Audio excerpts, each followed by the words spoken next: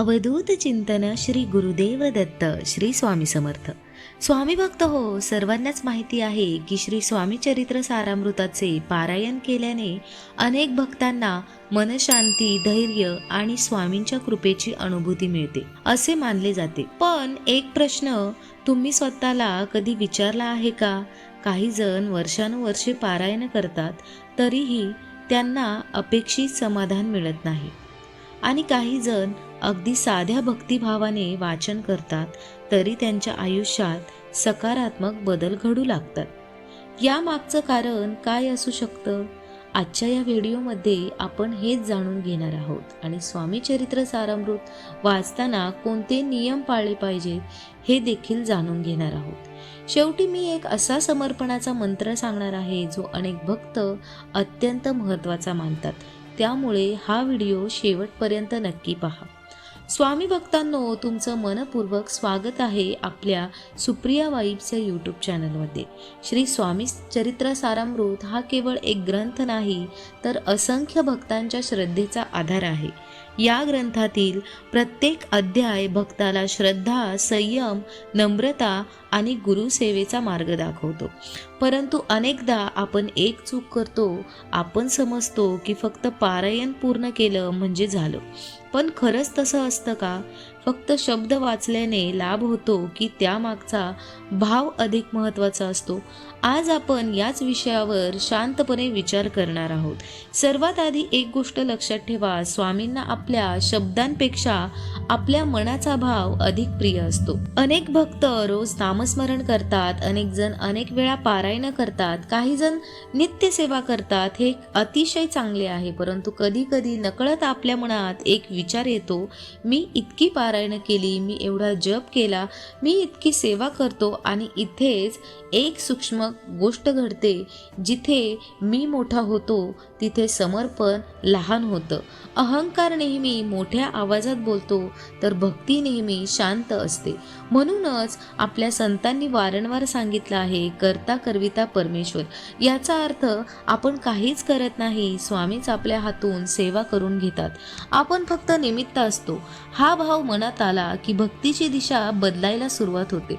समजा एका भक्ताने 100 वेळा पारायण केली पण प्रत्येक वेळी लोकांना सांगत राहिला की मी एवढं केलं, मी तेवढं केलं, तर त्याचं लक्ष तो स्वतःकडे वेधून घेत असतो.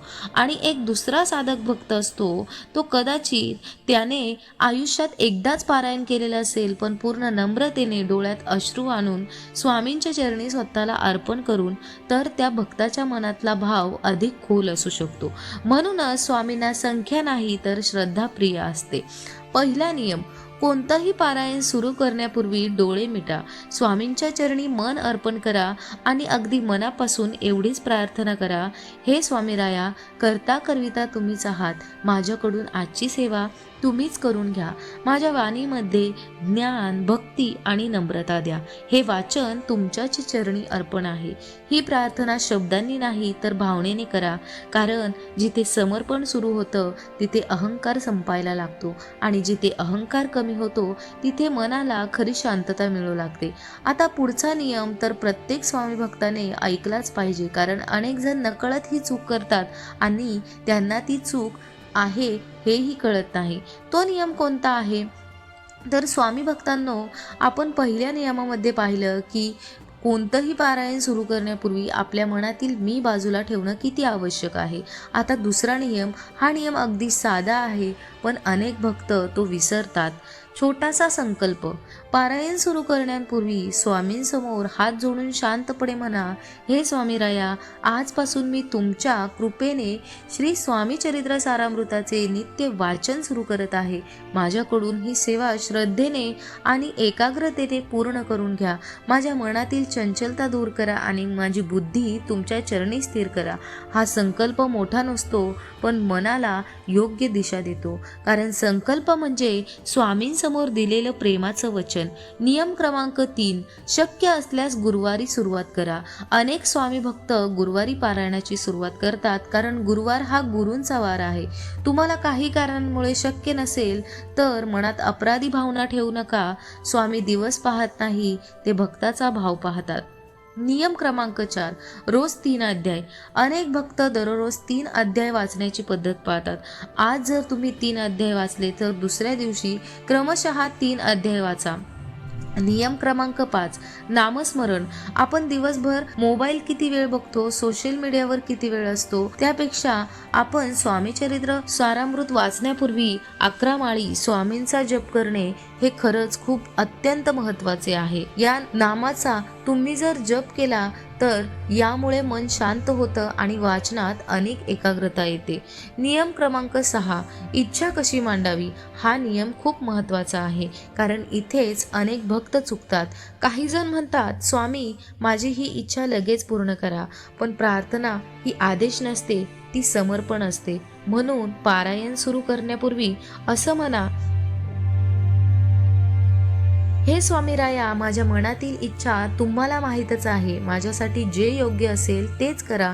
मला योग्य मार्ग दाखवा आणि तुमच्या इच्छेनुसार चालण्याची शक्ती द्या. ही प्रार्थना मनाला शांत करते, कारण जिथे आग्रह नसतो, विश्वास असतो. एक छोटी गोष्ट एका भक्ताने स्वामींना विचारली, स्वामी मी रोज पारायण करतो, तरी माझी इच्छा पूर्ण का होत नाही? मनातून उत्तर आलं, तू माझ्यावर विश्वास ठेवतोस की फक्त तुझ्या इच्छेवर? कधी कधी स्वामी आपल्याला जे हवं आहे ते लगेच देत नाही, कारण ते आपल्यासाठी योग्य आहे, ते योग्य वेळी देतात. म्हणून भक्तीमध्ये घाई नसावी, विश्वास असावा. आता पुढचा नियम हा सर्वात महत्त्वाचा आहे, कारण अनेक जण नकळत अशी एक चूक करतात, ज्यामुळे पारायणाचा खऱ्या अर्थाने चिंतनच होत नाही. आणि शेवटी मी तुम्हाला अशी एक गोष्ट सांगणार आहे, जी अनेक अनुभवी स्वामी भक्त त्यांच्या आयुष्यामध्ये नेहमी पाळतात. नियम क्रमांक 7, घाई करू नका. अर्थ समजून वाचा. अनेक वेळा आपण एकच विचार करत असतो, आजचं वाचन लवकर पूर्ण झालं पाहिजे. पण स्वतःला एक प्रश्न विचारा, आपण ग्रंथ पूर्ण करतोय की ग्रंथ आपल्याला घडवत आहे? स्वामी चरित्र सारामृतातील प्रत्येक अध्यायात एक संदेश आहे. जर आपण तो संदेश मनात उतरवला तर तेच वाचनाचं खरं फळ आहे. नियम क्रमांक 8, पारायणानंतर लगेच उठू नका. वाचन संपलं, पुस्तक बंद केलं आणि लगेच मोबाईल हातात घेतला, असं अनेकदा होतं. पण पारायणानंतर किमान 2 मिनिटं शांत बसा, डोळे मिटा, स्वामींच्या चरणी नम्रतेने नतमस्तक व्हा आणि मनात एवढंच म्हणा, हे स्वामीराया, आजची सेवा माझ्याकडून करून घेतल्याबद्दल तुमचे मनपूर्वक आभार. माझ्या जीवनात समृद्धी, नम्रता आणि तुमच्यावरील अखंड विश्वास कायम ठेवा. ही 2 मिनिटाची शांतता मनाला वेगळीच ऊर्जा देते. नियम क्रमांक 9, वाचलेलं जीवनात उतरवा. स्वामी भक्तांनो, फक्त ग्रंथ वाचणं पुरेसं नाही. जर स्वामी चरित्र वाचूनही आपण राग, मत्सर, अहंकार, कटुता हेच मनात ठेवत असू तर आपण स्वामींच्या शिकवणीपासून अजून दूर आहोत. स्वामींची खरी सेवा माणुसकीत आहे, गरजूंना मदत करण्यात आहे, गोड बोलण्यात आहे, क्षमाशील राहण्यात आहे. सर्वात महत्त्वाचं रहस्य, आता सुरुवातीला मी तुम्हाला एक गोष्ट सांगणार असं म्हटलं होतं, ती गोष्ट म्हणजे स्वामींकडे कधीही अड घालू नका. असं म्हणू नका, स्वामी हे झालं तरच मी पारायण करेन किंवा माझी इच्छा पूर्ण झाली तरच नामजप करेन, असं नको. भक्ती व्यापार नसते, भक्ती म्हणजे पूर्ण समर्पण असतं. असं म्हणा, हे स्वामीराया, माझ्यासाठी जे योग्य आहे तेच करा, मला ते स्वीकारण्याची शक्ती द्या, माझा विश्वास कधीही डळमळू देऊ नका. अनेक स्वामी भक्तांच्या अनुभवानुसार अशी समर्पणाची भावना मनाला मोठी शांतता देते आणि तुमची इच्छा नक्कीच पूर्ण होते. मित्रांनो, श्री स्वामी चरित्र सारामृत हे फक्त वाचण्यासाठी नाही तर जगण्यासाठी आहे. स्वामी चरित्र हे फक्त एक ग्रंथ नसून ती स्वामींची जिवंत कृपा आहे. प्रत्येक अध्याय, प्रत्येक ओळ आपल्याला एकच गोष्ट शिकवते, श्रद्धा, सबुरी, सेवा आणि समर्पण. लक्षात ठेवा, स्वामींकडे केलेली एक खरी प्रार्थना 1000 शब्दांपेक्षा मोठी असते आणि डोळ्यातून आलेला एक खरा अश्रू 1000 फुलांपेक्षा मौल्यवान असतो.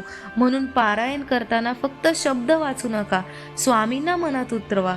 जर आजच्या या व्हिडिओमधून तुम्हाला काहीतरी नवीन शिकायला मिळालं असेल तर कमेंटमध्ये लिहा श्री स्वामी समर्थ.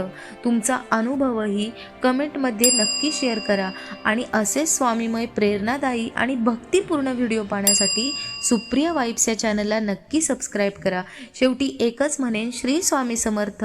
जय जय स्वामी समर्थ. धन्यवाद.